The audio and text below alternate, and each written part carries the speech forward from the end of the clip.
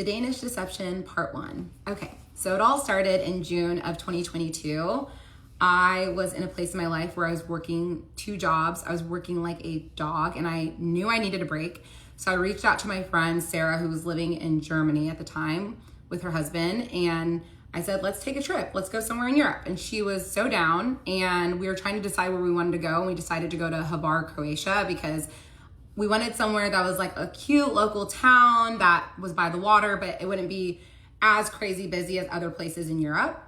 And so we decided to go to Hvar. We flew to Split first, met there, took a ferry over. And at first I was just so amazed at how beautiful this place was. And so the first night I was a little bit jet lagged. So we kept it very chill, grabbed dinner, then went back to our Airbnb. And the next morning when we woke up, we had literally 2 things on our agenda, and that was to eat and drink and be by the water. And well, I guess that's 3 things, but yeah, eat, drink, and be by the water. So we went to Hula Hula, which if you've been to Hvar, you've been to Hula Hula. It's this beach club that's very well known there, and it's right on the water. And we're laying in day beds kind of off to the side, minding our own business, sipping mojitos. And I look up and I see this very attractive man.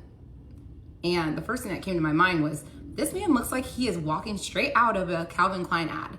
And I'm telling you guys, 6'3", blonde hair, blue eyes, chiseled skin, so tan, muscles everywhere. I was definitely taken aback. And I feel like it takes a lot for me to really double take a man just based on his looks like that. And 100%, I was a little bit just in awe. I didn't even realize that he was like with a friend at first.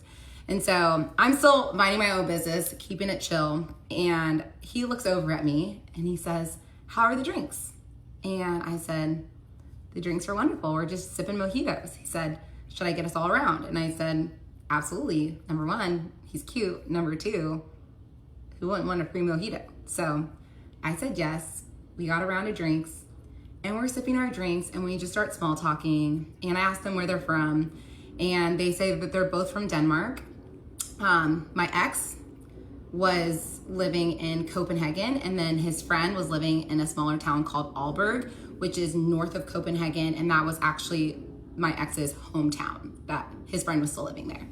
And so we were just small talking the whole time. We didn't really talk about a whole lot of things. It was just like, where are you from? And just basic things. But they were asking us, what's your plan for the rest of the trip? And we told them, we're doing a full day boat excursion tomorrow, and then we're going to dinner tonight at this place called Dalmatino. And he said, oh, how's the dinner spot? And I was like, I don't know, but I got recommended by a friend to go there.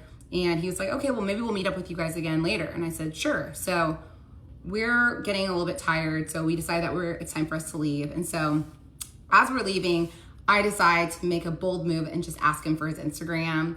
And obviously I'm trying to be a little sly, so I asked him and his friend for their Instagrams. And we exchange Instagrams. We get into our taxi to go back to our Airbnb, and we're literally en route to our Airbnb, and I get a DM from him, and he basically said, it was so nice meeting you. Have fun at Dalmatino. Maybe we'll see you guys later.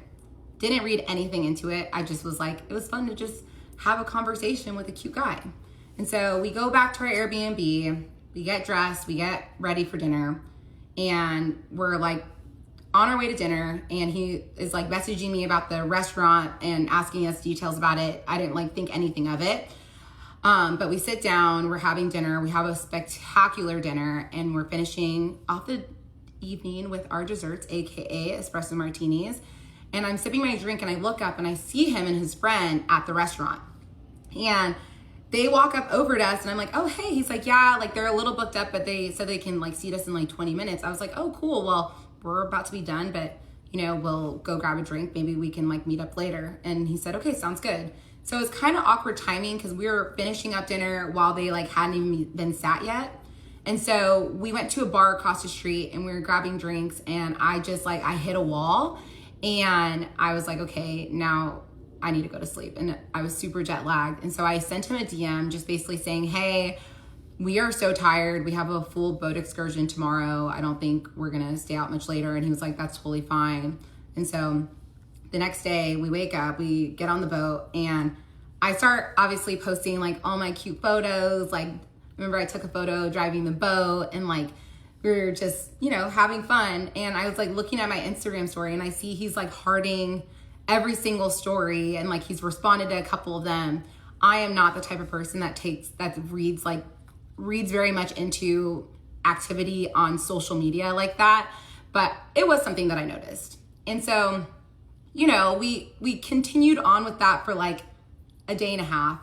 And then he reaches out to me and he says, hey, like, what are you guys doing? And at this time, it is our last night in Havar. And he said, what are you guys doing tonight? And I said, we don't really have plans because we didn't. And he said, well, do you guys want to come to dinner with us? And me and my friend were like, absolutely, sure. And she wasn't really down to go. I kind of forced her because I was like, this guy's hot and it's a free dinner. Like, let's just go. It'll be fun. And so she's a good friend. So she came with me and we get to the restaurant and him and his friend are sitting across from each other. So obviously I took the seat next to him. I was sitting across from my friend and we're sitting there, we're having a wonderful dinner and drinking tons of wine. And I come up with this idea to play this game where I'm asking his best friend to describe what my ex's type was. And because we were obviously like vibing with each other and I was just curious. And so his best friend starts listing off everything like good morals, hard worker, all these things. And like, I felt like he was describing me. And after his friend was done talking, my best friend basically said, aside from being a good cook, she checks off every single box. And I remember I looked at him, my ex, and I said, but I will become a great cook for a good man.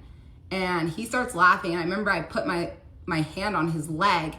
And that was the first time in my life that I felt that instant electricity from someone's touch. Like it literally felt like I was getting shocked.